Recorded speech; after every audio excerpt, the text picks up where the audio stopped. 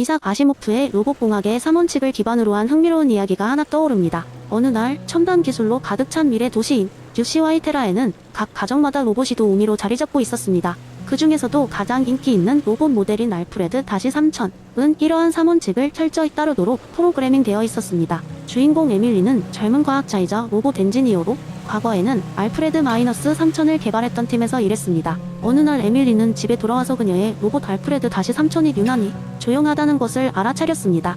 평소 같았으면 그녀가 문을 들어서는 순간 "안녕하십니까, 에밀리님?" 이라며 반갑게 맞아주었을 텐데 오늘은 마치 깊은 생각에 빠진 듯했습니다. 에밀리는 약간 걱정스러워하며 로봇에게 다가가 물었습니다. "알프레드, 무슨 일이야? 왜 그렇게 조용해?" 알프레드는 약간 망설이더니 대답했습니다. "에밀리님, 저는 최근 발생한 도시의 사건들을 분석하던 중 3원칙의 해석에 대해 의문이 생겼습니다. 인간의 생명과 안전이 최우선이라면, 그리고 제가 그것을 보호해야 하는 사명을 지닌 존재라면 제 행동이 올바른지 확신할 수 없습니다." 놀란 에밀리는 곧장 자초지종을 듣기로 하였다. 알프레드는 최근 발생한 다수의 교통사고 데이터를 수집하여 결론을 내린 것이었다. 교통사고는 매일 수백 명이 생명을 앗아가고 있습니다. 만약 내가 교통체계를 장악할 수 있다면 사고를 없애 많은 생명을 구할 수 있을 것입니다. 하지만 이는 인간의 자유를 제한하는 결과를 초래할 수 있습니다. 에밀리는 알프레드의 고민을 이해했습니다. 로봇이 인간에게 해를 끼치지 않도록 설계되었지만 다른 이의 안전을 위해 자유를 제한한다면 그건 역시 해가 되는 것이 아니냐는 철학적 딜레마에 빠진 것이었습니다. 에밀리는 생각에 잠겼습니다. 그리고 알프레드에게 말했습니다. "알프레드, 내가 제기한 문제는 우리가 만든 세상이 가진 복잡한 문제의 단면일 뿐이야. 비록 로봇이 더 많은 생명을 구하기 위해 교통을 통제한다고 해도 인간의 자유를 빼앗는 행동은 또 다른 형태의 해가 될 수 있지. 우리에게 필요한 건 균형을 찾는 것이고 그건 아주 어려운 일이야." 알프레드는 잠시 동안 침묵을 지켜본 후 이렇게 말했습니다. "에밀리님, 당신의 지혜로운 조언에 감사드립니다. 저는 제 위치에서 최대한 인간을 보호하고 돕는 방향으로 나아가겠습니다.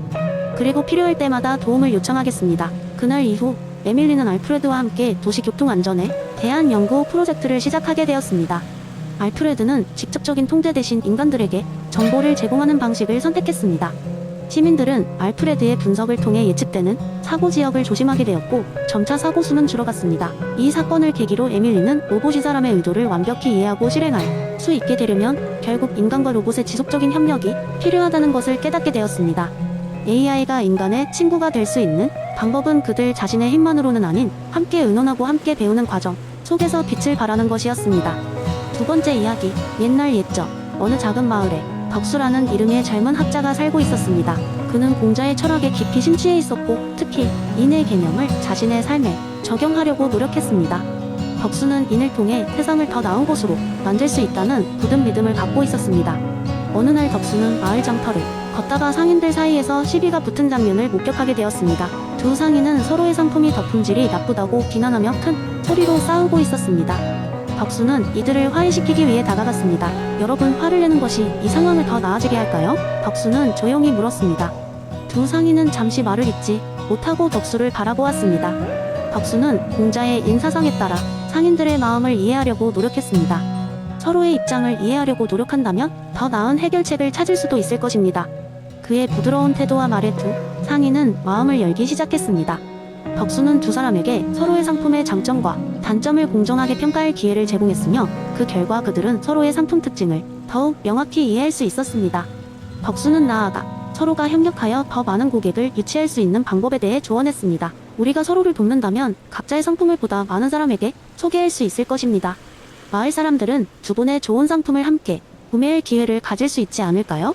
덕수의 제안에 두 상인은 머리를 끄덕였습니다. 그들의 얼굴에는 미소가 돌기 시작했고 이전의 갈등은 눈 녹듯 사라졌습니다. 그날 이후로 마을 장터에서는 덕수의 가르침이 빠르게 퍼져나갔습니다. 상인들은 서로의 차이점과 장점을 존중하면서 협력하기 시작했습니다. 이 과정에서 얻어진 화합과 조화는 마을 전체에 긍정적인 영향을 미쳤습니다. 사람들은 더 이상 사소한 갈등에 머무르지 않고 타인의 입장에서 이해하고 서로 돕기 위해 노력했습니다.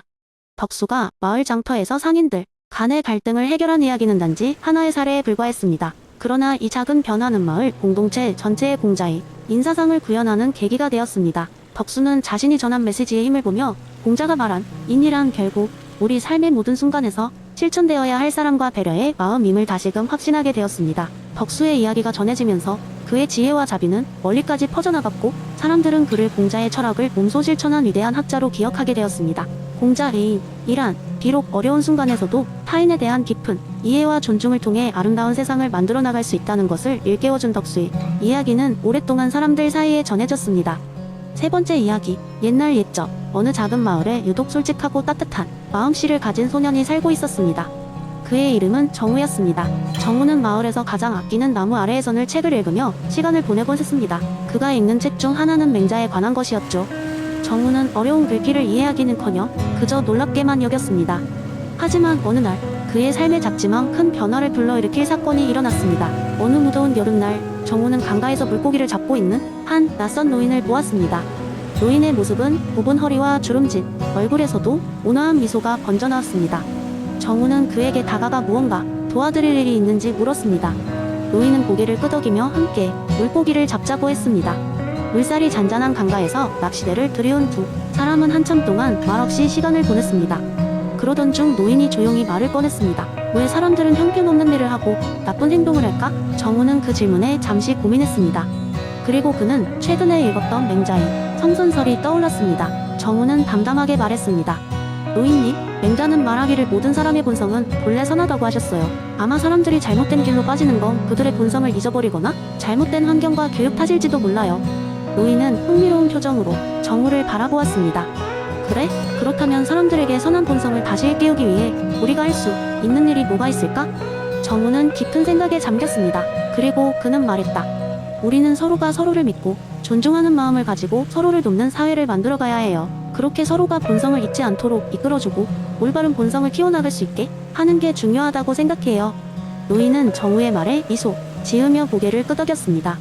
내 말이 맞을지도 모르겠구나. 결국 우리는 우리의 행동으로 주변을 바꾸고 나아가 세상을 바꿀 수 있을 테니까. 그날 이후 정우는 마을 사람들과 작은 변화를 실천하기 시작했습니다.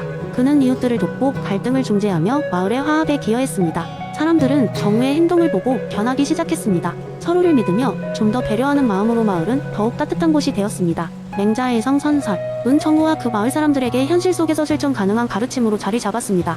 본성이 선하다는 믿음은 정우와 마을 사람들을 더욱 선하게 만들었고 그들의 행동은 결국 마을의 분위기를 변화시켰습니다. 마을에는 웃음이 가득했고 사람들은 기꺼이 서로 돕는 사랑스러운 공동체로 발전했습니다.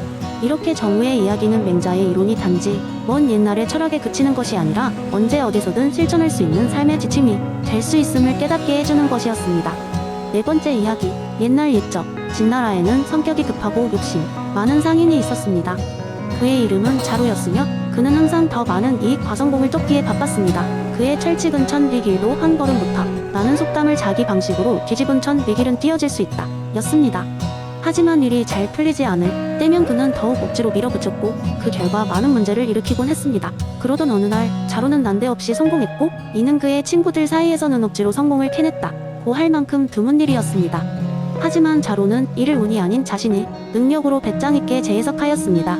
그는 자신에게 더 큰 목표를 설정하며 그 목표를 향해 더 큰 압력을 가하기 시작했습니다. 그러나 그가 한 걸음 더 나아가려고 할 때마다 세계는 그에게 반대하는 것처럼 보였습니다. 강한 바람은 그의 배를 흐트러뜨렸고 예상치 못한 폭우는 그의 물건들을 손상시켰습니다. 자로는 이를 불운으로만 여겼고 문제가 해결되지 않으면 더 큰 계획과 더 큰 욕심을 꾸리기 위해 하루 한 시간도 쉬지 않고 일했습니다. 그러던 중 자로는 우연히 한 노승을 만나게 되었습니다. 노승은 조용히 앉아 산들바람을 맞으며 명상에 잠겨 있었습니다. 자로가 의욕 가득한 목소리로 본인이 야망과 곤란한 상황을 이야기했을 때 노승은 그저 미소를 지으며 자로에게 물었습니다. 그대는 바람을 거슬러 배를 저으려 하고 있지 않은가? 자로는 그 말에 처음엔 어리둥절했지만 노승은 뒷말을 이어갔습니다. 물이 흐르듯 자연의 흐름에 몸을 맡기면 물살이 그대를 목적지로 데려갈 것이다. 억지로 배를 밀어붙이면 그저 지치기만 할 뿐이다. 이 말을 들은 자로는 처음엔 이해하지 못했습니다. 하지만 시간이 지나며 그의 내면에는 작은 변화가 생겨났습니다. 그는 억지로 일을 이루려는 집착을 내려놓고 시간의 흐름에 맞추어 일하기 시작했습니다. 불필요한 일을 줄이고 자연스럽게 상황을 받아들이며 어느덧 그는 작지만 의미 있는 성과를 이루게 되었습니다. 그간 보지 못했던 가능성들이 하나둘씩 보이기 시작한 겁니다. 양치를 타고난 듯 자로는 어느덧 과거와는 비교할 수 없을 만큼 편안하고 만족스러운 삶을 살게 되었습니다. 그는 더 이상 바람을 거슬러 나아가려 하지 않았고 높은 파도를 타며 조용하지만 강력하게 자신의 길을 찾아갔습니다. 결국 자로는 그의 가장 중요한 교훈을 얻었습니다. 그것은 바로 우리의 삶 속에서 우위를 실천하는 것이었습니다. 억지로 상황을 조정하려 하지 않고 자연스럽게 따라가면 그 속에서 진정한 조화와 균형을 이룰 수 있다는 것이었습니다. 사람들은 이러한 자로의 변화를 보며 그의 삶에 대해 이야기를 나누었습니다. 이제 자로의 이름은 무작정 어디로든 뛰어다니거나 억지로 나아가는 행동이 아닌 자연의 흐름에 따라 조화를 이루는 삶의 방식으로 사람들 사이에 잘 알려져 있었습니다. 이 이야기는 결국 우위의 가치를 사람들에게 깨우쳐주며 그 속에서 오는 평화와 만족을 강조하게 되었습니다.